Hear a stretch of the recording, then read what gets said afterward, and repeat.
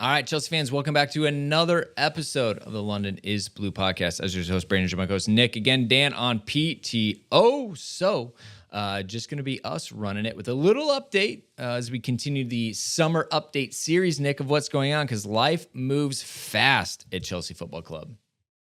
If you don't take a second to look around, you may miss it. And that is... That's where we are right now. There's a ton going on between outgoings and incomings and all sorts of stuff. We are here to give you your your weekly update. We'll also be talking to Matt Law this week as well to get the journalist perspective on everything that's happening at Chelsea. And look, Brandon, they're doing a good job of keeping us busy. Your script is about 900 pages of articles and references and updates, and some updates just happened minutes before we jumped into this. So let's get started.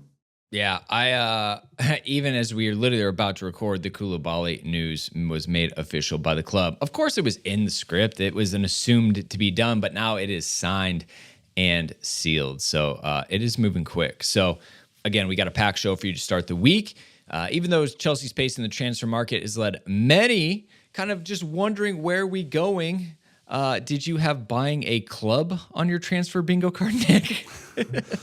Yeah, no, I didn't. But we do have a special about Racing Club de Strasbourg. As an update for midweek, we talked to esteemed journalist Jonathan Johnson about everything to do with Strasbourg. Got the league on perspective. So that's coming up. We have a whole Nicolas Jackson transfer special with CFC Central that you did this weekend. I know we've been a little gun shy of releasing those after some haven't come to fruition, but we feel pretty good about that one. And many other things, including your famous CFC episodes. It's a big week over here at London is Blue podcast, closing out our year in style. This is season 10 starts July 1. So last week of season 9. Feeling good? Yeah. Oh yeah. Feeling young and sprightly here. Obviously, we want to thank all of you out there in our community, right? We can't thank you enough. Essentially, this wouldn't be possible without you. If you would like to support us and join an amazing smaller community of Chelsea supporters, is through Patreon/London Blue Pod. You can jump on there and get into the Discord. There's also free ways to support us, including subscribing to the show via Apple Podcasts and Spotify, leaving those 5-star reviews, which we've always asked about. But this is the time, as new Chelsea fans are coming into the fold, that it really makes an even bigger impact to help other Chelsea fans find us. And then obviously YouTube. We've been doing a lot on YouTube, even getting producer Jake involved. I've been a big push behind it. We want to get over that 25,000 subscriber mark. So look, even if you don't watch us on YouTube because we post the pod there and you're already listening on audio, please go subscribe. Even again, a free way to support us, it would help us increase that subscriber count because we're going to go from 25K to 30K is the goal. Eventually be able to get some more content out on there. But again, anything you can do to support us in a free way would help a lot. A way that we could support other people, Nick, this summer, pretty exciting. Damn right. We're going on tour, guys. Everyone knows that. We tweeted out the links late last week to our Eventbrites that are happening in Raleigh-Durham on the 18th of July, in Philadelphia on the 21st of July, in Atlanta on the 25th of July, and finally in DC on the 29th of July. Please go register. We've had a huge reaction and a ton of signups for those shows. We're capping them about 200 a piece.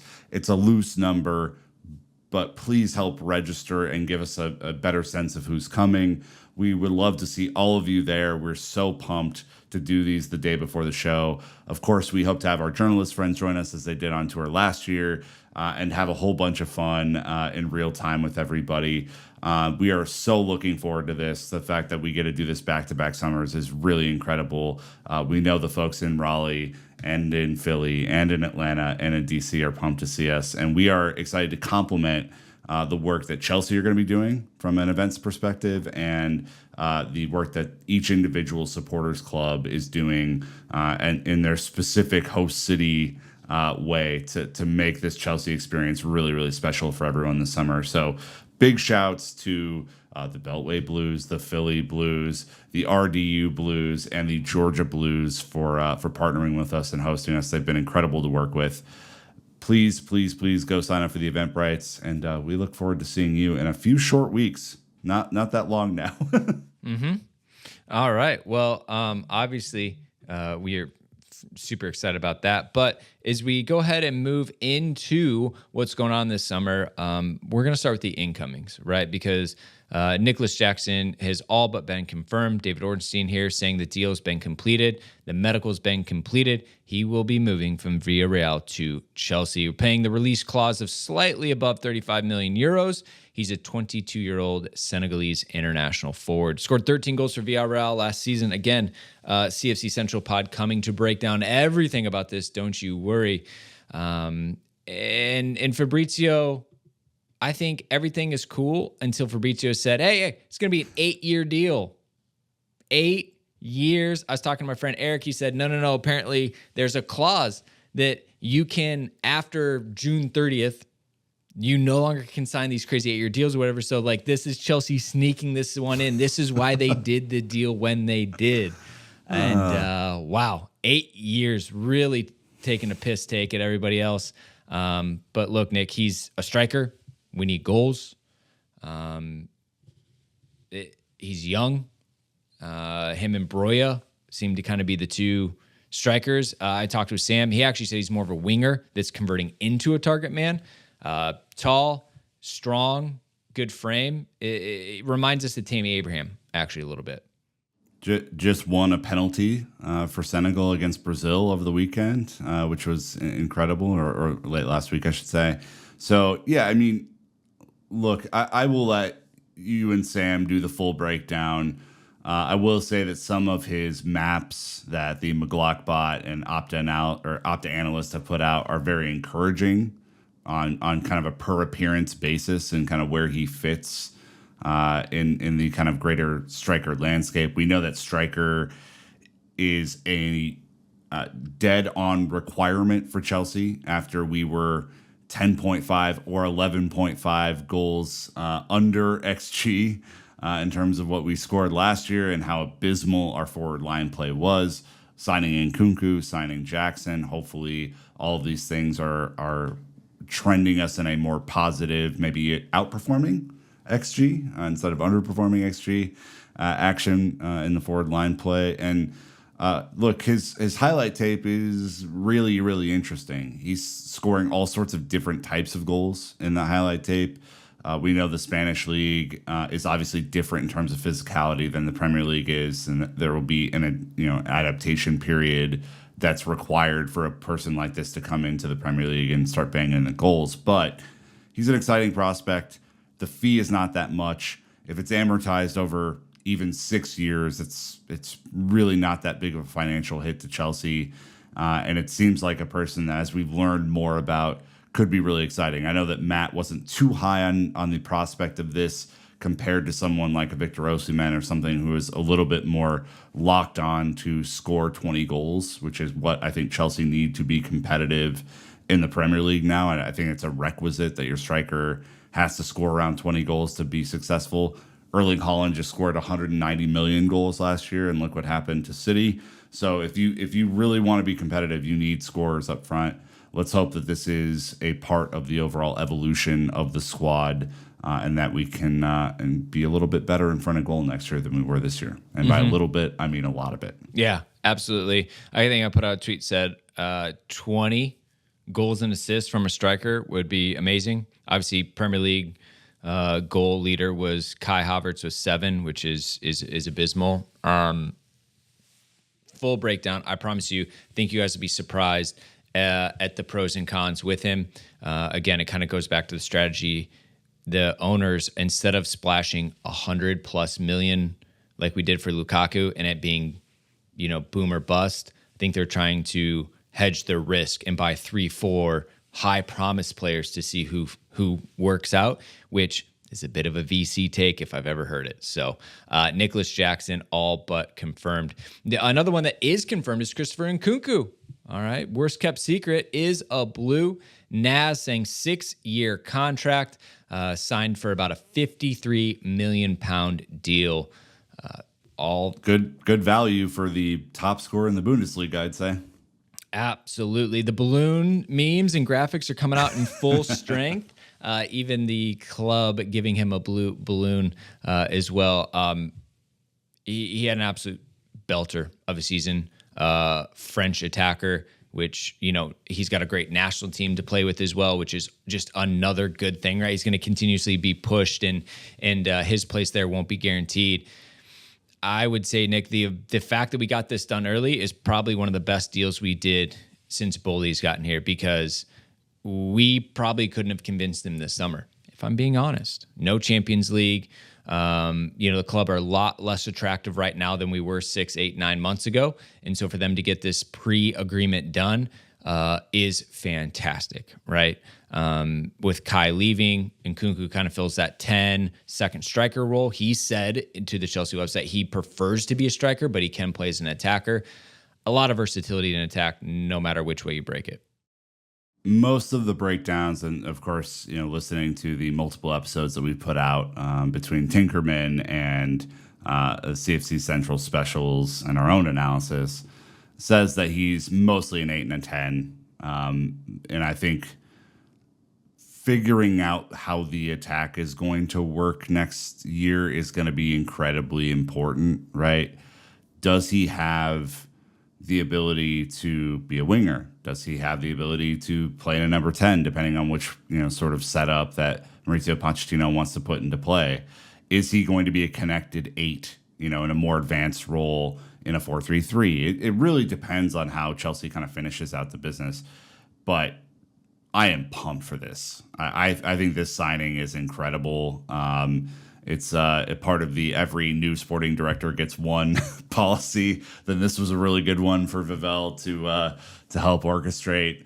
And look, he seems like he has a dynamic personality too, and his announcement video was awesome.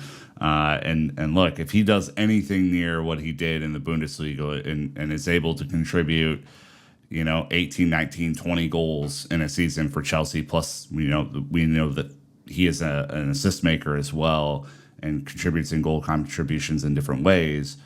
This is a really premier get for Chelsea and could remake the look of our attacking setup for the next 4 or 5 years. He's not super young like the rest of the talent. It must be said, right? This is I think a 25-year-old who is coming in, but the fact that he is a little bit more advanced in his career and has come off of this incredible season in the Bundesliga. I know, folks are a little gun shy of the Bundesliga right now. This is a different cat altogether. And I'm really, really excited to see him play for Chelsea. Absolutely. No, nothing to add there. Absolutely great. Moises Caicedo. So from what you guys had, right, initial bid was rejected. This was a week ago. We've now updated it with Fabrizio from June 24th says no changes on Caicedo deal. Chelsea expected to bid after outgoing and still feel in control of the situation. No official negotiating ongoing yet, but personal terms almost agreed.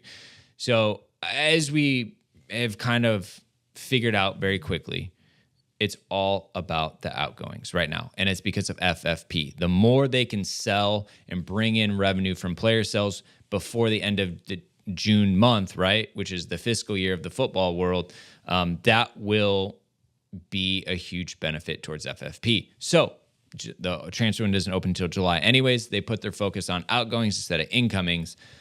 The fact that he said that they still feel in control of the situation is great. Sounds like Caicedo has said, hey, I'm still interested. Let's see what the project is.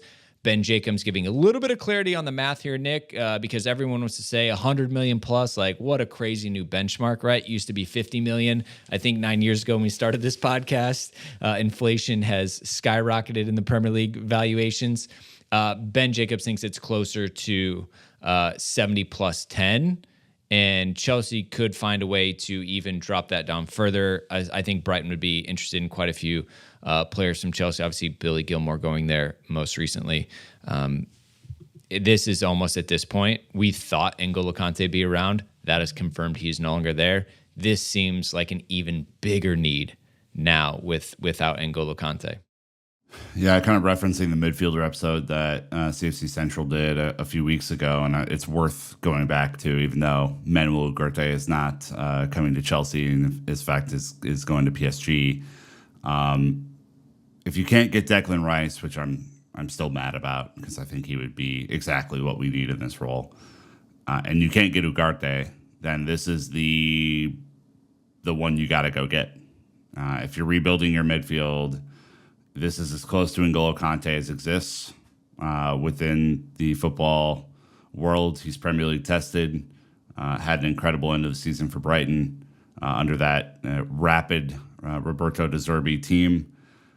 It's a lot of money for a guy who was, I think, bought for less than £5 million by them last year. But this is a player who I think we need to get done. And again, you start to factor in a young Caicedo, a young Enzo Fernandez, a lot of these young talents that are on the attacking side of the ball, Benoit Badiashile, Levi Colwill. Again, the team is just, you imagine 3 or 4 years down the road how much of it's, just absolute world football destroyer this team has the potential to be if you add someone like Caicedo, who can do a lot of the intercepting, a lot of the dirty work in defense, and would allow Enzo Fernandez to be the best version of himself, which I think is really what you're looking for in a complement in midfield.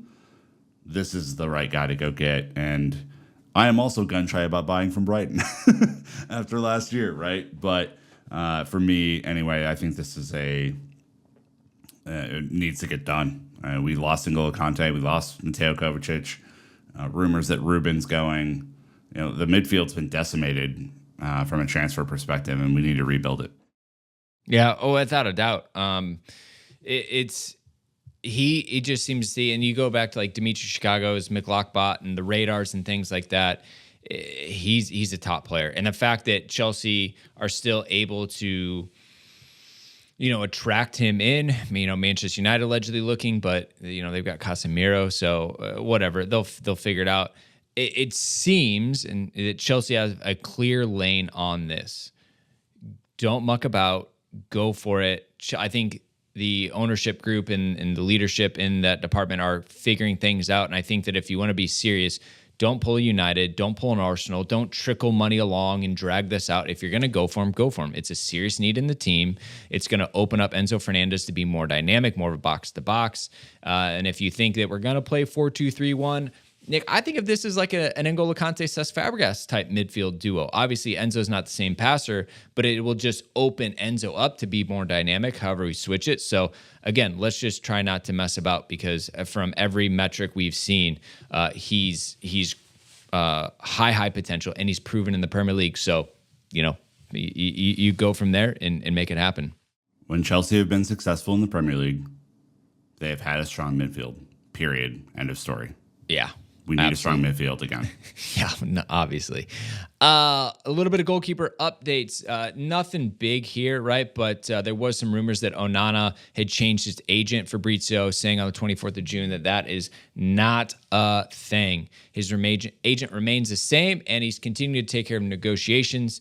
His agent met with Manchester United earlier this week. Chelsea have asked about Onana 2 weeks ago. Inter want at least 50 million euros plus add-ons. Nick, we've been going back and forth with Ollie in the group chat on this. Like, there's so much overlap between Inter and Chelsea this summer. There's no reason multitude of transfers can't get done between these clubs. Here are just a few of the names. Koulibaly, who we know is off the board, we'll talk about in part 2. Romelu Lukaku, ever heard of him? Cesar Azpilicueta, ever heard of him? Trev Chalobah, ever heard of him? 50 million plus add-ons is nothing in this market. Go get it done. Period. He's a great goalkeeper. There were rumors yesterday of Diogo Costa from Porto, who Chelsea are looking at 75 million euros. They believe that Costa will be not Diogo will be a part of the the best goalkeeper crop in Europe in the next few years. if you gave me the choice between Onana or Costa today, it's Onana. It's not necessarily close. If you look at their maps, if you look at their radars, if you look at their shot stopping ability, Onana is more experienced. We need someone who's going to be a general back there again. And if you are able to go secure either one of those two goalkeepers, I wouldn't complain about Costa, but it would seem like this is the more cost-effective option with all of the potential for business to be done between the clubs. Inter need to sell players. It is clear that they are not financially in a good spot, and so Chelsea have the ability to do something here if they do want to. But I understand if they're maybe like a little pissed off that Inter don't want to pay anything for our players. So that would be my only coverage here. If you're able to get someone like Onana, and I think it would be a phenomenal transfer. Yeah, well, we'll continue to keep on that. It's gone a little bit quiet, especially with mine on, but there's a lot of ability to make something happen. I would even say between Inter and AC Milan, right? There's a lot of overlap between those two clubs and who they want from Chelsea. All right, the last one we have here is another confirmation is Dwan Whisper Richards, officially signed. One for the future. He's not even 18 yet. Jamaican. He plays with the Phoenix All-Stars. He will join when he turns 18. So again, one for the future. Neil Bath and company continuing to bring in pipeline to the academy and the dev squad. This is what we saw last summer with Cassidy, Omari Hutchinson, Andre Santos, Gaga Slonina, right? Yep. This is the first of what we'd expect as many to continue to come in. So I'm not going to pretend I know much about him. We're just going to announce it and say, done deal. Like to see it. I'll probably ask Phil about it. I mean, let's be honest. All right, we're going to take our first ad break. When we get back, a lot on who is leaving / has left. So thank you to sponsors, and we'll be right back. All right, so squad clear out, official N'Golo Kante. It was officialized. We've talked about it. A huge bummer. We thought we had the extension done, drug their feet on it, but the Saudi Arabia Pro League coming in hard. They were able to snap him up on a free, pay him a ton of money, and the club put out, I think, 12 or more pieces of content on the website alone, Nick, about N'Golo Kante. Yeah, this broke my heart, as you might expect. He's just my favorite player, I think, ever at Chelsea. I think he eclipsed Essien just for his time at the club for me, and that may break Tweed's heart because I know Joe and I were pretty aligned on some of our favorite players ever to play for Chelsea, but I think he is the best footballer I've ever seen live. His performance in the Champions League final is something that we will never fucking forget. And I wish him the best in everything that he does. I truly hope when they start building a bunch of statues at the new Stamford Bridge that he is among them and that he is there with a big old smile on his face, because he, I think, enters into the legend conversation for what he's accomplished. He completed world football or club football, right, in his time at Chelsea, won everything there was to win, and just incredibly grateful for his service to the club. All right, well, we got to move on. The other one is that K2 Kalidou Koulibaly has officially joined the Saudi Pro League as well. He completed his move to Al Hilal FC. Look, this was coming, especially when you get the reports when players don't try to hide that they're in an airport or they're in another country or city. You know that it's essentially done at that point, Nick. And full respect to Kalidou, he just joined last summer. Is probably a bit of a long time coming with the Napoli interest in Kalidou Koulibaly. A lot of us were excited about it. I don't think he had a bad first season. I don't blame a lot of players that came in this season because of how bad it was overall. But with Levi Colwill coming back from Brighton, with Benoit Badiashile, we were just talking with Andrew and in the group chat, and there's no hard feelings here. If it works for him, he continues to get paid. It opens up the pathway for Levi. There's no more concern for him. I do think it's kind of a win-win, and I don't think we should look back at Kalidou's time at Chelsea, albeit really short, with any negativity or like kind of ill will. No, I think the only regret is something that Ollie Glanville said a while ago, which is that we didn't get him about 6 years earlier, because it's clear that he's a massively talented center back. Maybe we caught him at just the exact wrong time. Again, his appearances, 33 appearances, really solid. Couple of goals in there, right? And a guy who, by all reporting, is a really nice guy, incredible leader. I think if it simply came down to how do you fit Levi Colwell's pathway in, then this is a move that has to be made, and we definitely wish him the best as he embarks on the new journey. Yeah, without a doubt. So that's kind of our perspective. Important to get those wages off the books too. I mean, that's it's a big one. The one thing that you could claim the owners didn't do a good job of is they overpaid on wages. I would say probably overpaid on Cucurella, but they were cutting their teeth. So to move the wages, I think he's around $200,000 a week, is going to be key, and it's just going to open up flexibility for Poch and team to bring in different players. So again, good on him for earning that, right? Good on him for getting that deal done. But I would say this is probably as mutually beneficial as we could see here with it. And, best of luck. Hope it's an incredible experience. Two more that are all but confirmed. Fabrizio, let's see, on June 24th, saying Kai Havertz and Mateo Kovacic's deal will be confirmed in the next days, as finally all documents have been checked. It's done. Havertz to undergo medical in the next hours, joins Arsenal for £65 million. Kovacic already completed medical tests, joins City for £25 million plus £5 million. We can start with Kai. He is going to go to Arsenal. I don't know. Like, it's annoying, but can we really be that upset as Chelsea fans when we've been frustrated at the lack of production we've got from him?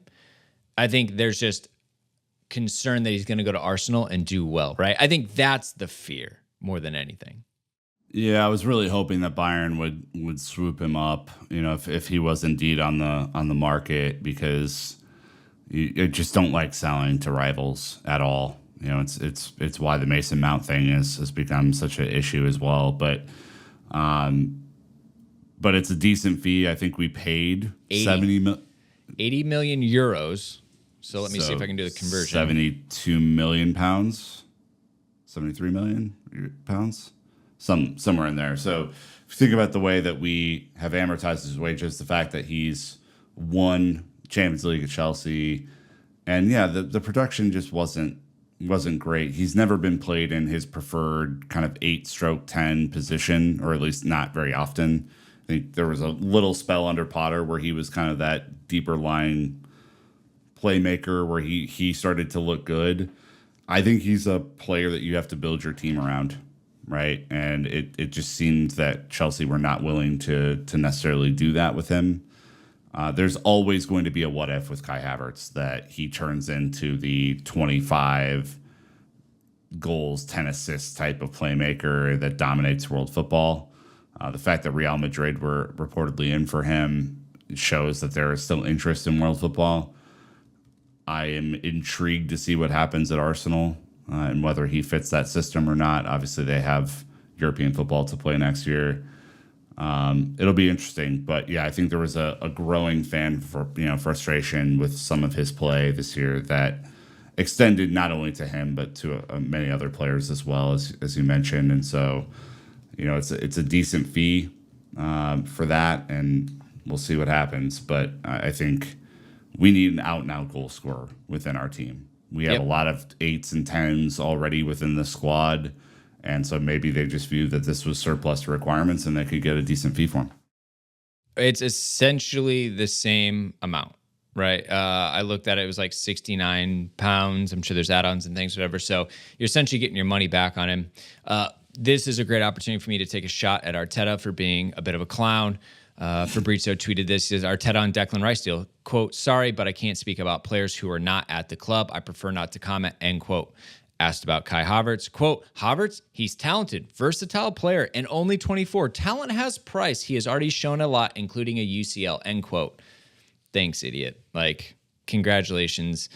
This is the world we live in. It is what it is, but it just shows you, if anything, Nick, that they are way closer to Havertz than Declan. That's what I would say. Clearly, there's an agreement, so he feels like he's allowed to talk about Kai, whereas Declan, he ain't got shit, so he's got to tighten it up in that one. Kovacic is the second part of this one.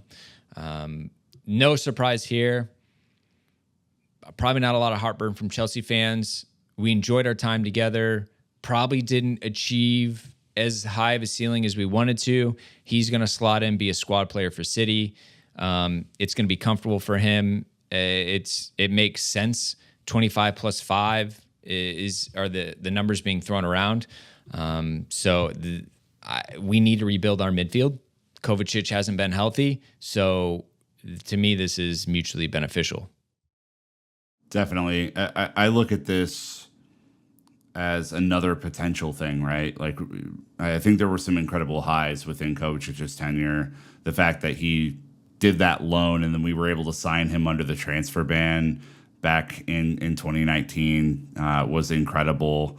The fact that at times he was our best midfielder, that included N'Golo Kante, that he really did show that he could command a midfield during his time at Chelsea, but he's just too injury prone, I think, for the club to rely on that moving forward. And in addition to the overall health issues, I think Chelsea are just looking to rebuild in a different way. Probably played a bit of a different structure. There was some analysis done that he had some qualities akin to Moussa Dembele when Poch was at Spurs in terms of his ball carrying and some of his distribution. But it looks like Poch will have to figure that out in a bit of a different way with different players. So, again, wish him well. Huge part of that Champions League winning squad. Just not available as much as we would have hoped. 100%. We will actually make quite a bit of money off of this one. Just, like I said, Kai is pretty much a break even. Actually, I think we'll actually come ahead on Kai as well because we amortize those wages or his loan amount. Same thing, with Mateo Kovacic, we paid 38 million pounds, I think, for him. And that was in 2019. So 4 years later, that's essentially gone, and we're getting money on top of him. So wages off the book and straight profit as well. So as far as like FFP and clearing out and giving Pochettino a chance to build the roster with some flexibility, to your point, Nick, it's like, yeah, you can have Kovacic towards the end of his career, some injury prone, or maybe Poch wants to bring someone in who fits a role like that, who's maybe younger and a little bit more versatility is what they're doing. So we'll see. All right, some of the ones that are essentially hot on the transfer out is continuing in the Saudi League. So Fabrizio said that, and this is on the 25th of June, after Kalidou Koulibaly deal signed and completed with medical tests included, Edouard Mendy will be next to travel to Saudi. Can we not do these together? Did we not charter a flight of a few players? Because the next one is Ziyech, who the tweet here from Fab is, after medical completed for Koulibaly and scheduled for Monday for Edu, Hakim Ziyech will also complete his move. So apparently Tuesday? Can we not do these together? We're just doing one at a time. Whatever, is what it is. Low fee for Mendy. Again, I think he's kind of like Koulibaly. Do you want to sell him? Maybe no. But if you can get a fee for him versus you can't get a fee for Kepa, you just have to take the opportunity to move a player so you can bring someone in that kind of fits the mold better. Yeah, again, this is one that we send with really kind regards, right? I'm actually surprised there's not more European interest in both Ziyech and Mendy. Frankly, I know that they're maybe up there in age, for prime purposes, but Mendy was the world's best goalkeeper 2 years ago, right? So I'm kind of surprised that he didn't land somewhere in France or somewhere in Italy. To be quite honest with you, I'm sure that those leagues could not compete with the wages that the Saudi League is offering, which are reportedly insane for players, both of N'Golo Kante's level and Mendy's level. But obviously wish him the best. He contributed to one of the best nights of our entire lives and was incredible in his first season with the club. Obviously went through a bit of a rough patch over the last couple of seasons, but wish him the best because, again, I remember, and I will always remember him and his family up on the stage in Porto and how they're all 7'9" and above. They're just a family of trees, and it was lovely to see them get to share that moment together. So beautiful. Yeah, for sure. I mean, the highs with Edu are unbelievable, and that Champions League run was super special. Like you said, injuries. He barely played last season, so unfortunate. Hopefully, he can settle in and find a home. And this is the same thing with Ziyech. He's headed to Al Nasser. Mendy going to Al Ali. Koulibaly went to Al Hilal. It definitely sounds like they're not even going to be like teammates and things like that, but they're really putting like top players on different teams to grow this league, which we know. And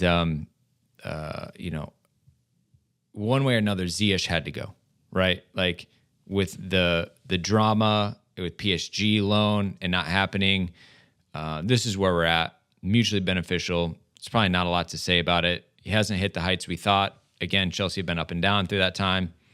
Shake hands, move on. Handful of incredible goals at Chelsea. Still played, even though he didn't get his move. Again, I won't pretend that it's the same level as a Mendy or a Koulibaly or any of the other outgoings, but definitely wish him the best for his future. I think we all felt for him when the move didn't happen in January. That was a big bummer for all parties. So glad to see that he's getting his move now. Mm-hmm. All right. A little bit of a weird one. Not official, but there's definitely some rumors warming up on Azpilicueta, which makes sense. Malo Gusto officially coming in. Him and Reece James on the right side. Fofana at right center back or just a center back. He was rumored to be leaving last summer. Kept him on for one more year. I think that was the right call. 2-year deal. Correct. Kept him on. I guess in my mind, I was thinking it was for a year in practicality to protect the asset. Well, apparently we're going to rip up his contract and let him leave on a free and go to Inter Milan. Like, as we talked about earlier, Nick, we cannot do this. In my opinion, I love Aspie. You let him go where he wants. You can negotiate low, but with the overlap between Inter Milan and Chelsea, there's no reason to do this. No. Fab saying Azpilicueta just waiting for Chelsea to give the green light to mutually terminate his contract. It's the final step to let him leave the club immediately. It's up to Chelsea. Inter have agreed personal terms with Aspie on a 2-year deal waiting to sign soon. Yeah, it's nonsense to give Inter something when they have given us nothing but headaches. I'm kind of the interpretation that unless Inter have given Chelsea the green light to sign Onana at a price where they deem suitable, and if it is that reported 50 million plus euro price, like that's very doable for a club like Chelsea, then you don't give them shit. Like, they are a club that have continued. I mean, the Lukaku thing I'll never forgive. Absolutely insane deal that we did with them. So we should not give them anything until they are ready to reciprocate, and maybe they will. Maybe they will give us the green light, sign Onana, and all this will be kind of water under the bridge. But can't do it with a club legend like Aspie. I'd rather him go anywhere else right now, to be honest. Mason Mount. Look, there's a little bit of scramble right at the end of the week. There's been a ton of content on this one, Nick. Long story short, Man United, quote unquote, put in a final bid of 55. They started with 40 million last week when you guys had talked. Chelsea were closer to 70. Then it came out, Chelsea were actually open to 58 plus some more, right? Like, they weren't that far off. But no, they said United will not overpay in this one. Yada, yada, back and forth. Ben Jacobs saying, actually, Mount doesn't even have an active contract offer to sign or stay if he, at this point. So there's nothing on Chelsea's side. Then we're also hearing that United actually haven't left the negotiating table. And the hilarious leaked or brief to the media, Nick, was, oh, forget Mason Mount. We're going after Caicedo. And it's like, really? You're going to drop a cam for a CDM? And no one believes this. This was the worst briefing known to man. And Caicedo's more than Mason. So we all just sit in a shit stew right now around Mason Mount. And it just seems to not getting any better. My big problem is the divide of Mason wants to leave, so let him leave, versus no, Mason doesn't want to leave. He just hasn't gotten to the agreement he wants with Chelsea. And I think that's probably where the biggest kind of heartache is. I'm seeing Olivia Buzaglo going through and replying to tweets, like fighting the good fight for Mason, being like, he doesn't want to leave. The club just actually haven't even offered him anything since like late January, mid-February.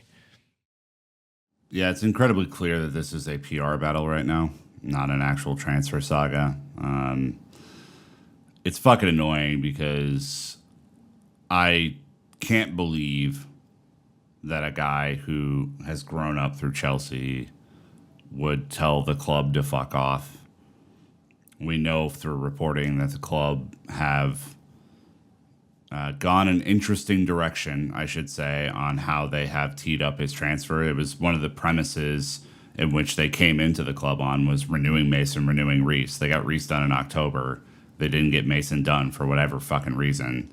We know that Mace has added some different representation along the way. We know that Chelsea have hired new sporting directors along the way. We know that each side is briefing the hell out of the press and using them as useful tools in this saga. My preference is still for Mason Mount to play for Chelsea. I think you absolutely cannot sell him for anything less than £75 million. If United aren't willing to go there, then you don't fucking sell him. I'd rather keep him for a year and have him play as a part of this squad where the midfield has been completely ripped out of the team, by the way. Then have this terrible transfer go through to United, who are just trying to take advantage of Chelsea. At the same time that Chelsea just sold Kai Havertz to Arsenal for £65 million. It's all a fucking mess, to be honest with you. You have people who are talking to Mason on a day-to-day basis, which we don't claim to be, who are briefing one thing. You have people briefing other shit. It's a fucking disaster. There are a bunch of people in my DMs who are like, fuck him. He doesn't want to be here. Let him go. Has he said that? I don't think so. So everyone just needs to calm the fuck down, to be honest, on this one. It really bothers me. Either evaluation will be met or it won't. But the club are in total control here on what they want to do. And if they screw this up, if they really do sell to United for less than £60 million, it's going to be a ton of blowback from a ton of fans. So I hope that this ends amicably. I hope that there is common sense that returns to the forefront on this, and that there's a pathway. But it has been just a disaster end of the week on this one. No doubt about that. Pulisic is being, what's the word? They're like chasing after him, Lyon, right? They are trying to show immense amount of interest. They said, he is top of their list.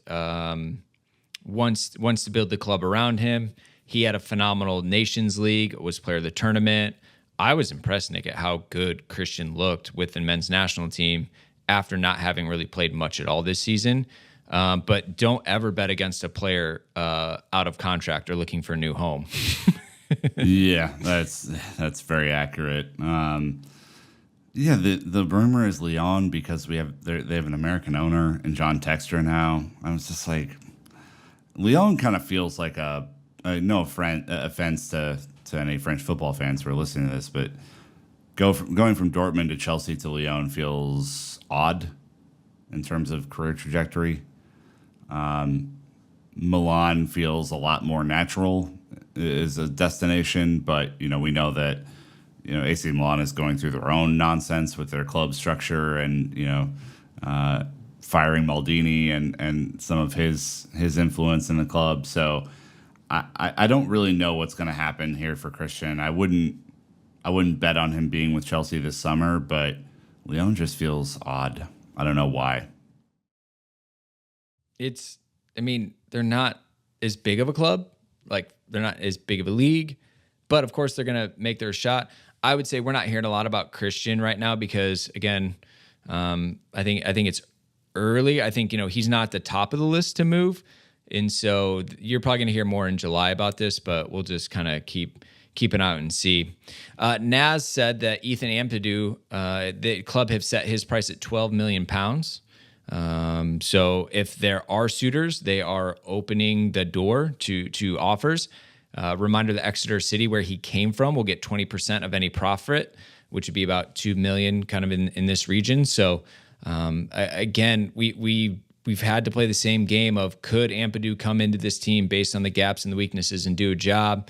He's had 2 rough loans, as Phil and I talked about in the latest Cobham crew, because they've been 2 relegation-battled teams. He hasn't actually been able to be a center mid and go show his creativity.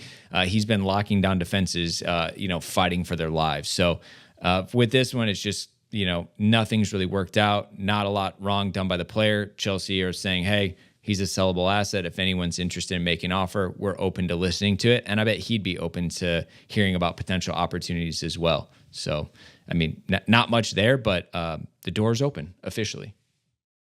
Yeah, it'll be interesting to see if anyone walks through it, though. I could see him still being a part of the summer experiment. And I think based on, the fact that we did lose N'Golo, that we're losing, Kovacic, that we've lost Jorginho, and you think about the midfield shakeup, even with potential amount leaving, there's a lot of space in that midfield right now for someone to participate. And so we'll have to see.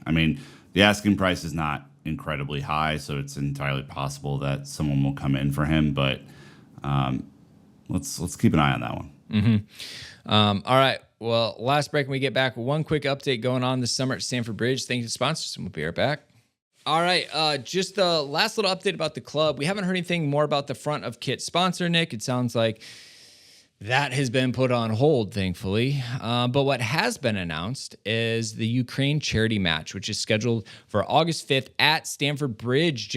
Ben Jacobs, giving the breakdown here, just says the game for Ukraine at Stamford Bridge. You've got Team Shevchenko and Team Zinchenko, and Peep the manager on Team Shevchenko.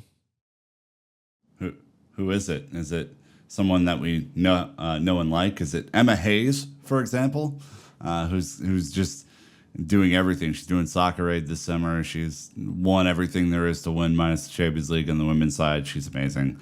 But this is an incredible cause. Obviously, I think tied to the sale of Chelsea last summer and all of the efforts going on in Ukraine right now to help the Ukrainians kind of win the war that was thrust at their doorstep. And so really excited that this is happening. It's the weekend before the Premier League starts too, so it'll be a nice little warm up. But some really, really talented players. And you got to list off the lineups here. This is pretty intense. Yeah, without a doubt. Team Shevchenko got Mudryk, Zola, Carvalho, Tony, Dida, Otto, Cudicini, Gallus, Makalele, Eto'o, Essien, Cannavaro, Seedorf. Stacked team. And then Team Zinchenko, which is managed by Wenger, which makes sense. Arsenal connection there.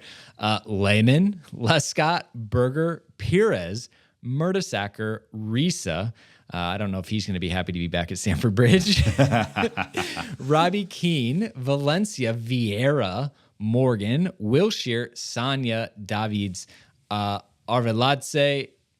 This will be good. As Ben clarified, the match will raise funds for the reconstruction of the Mikhailo Kutsiobinski Lyceum in Chernihiv Oblast, a school struck by missiles, and tickets can be purchased on the Chelsea website as well. So very cool that Chelsea get to I guess, host this match. Amazing stars, a lot of connections to Chelsea. It'll be good to see a lot of those heroes back at the bridge with Emma frickin' Hayes on the touchline managing this group of players. Should be awesome, and obviously for an amazing cause.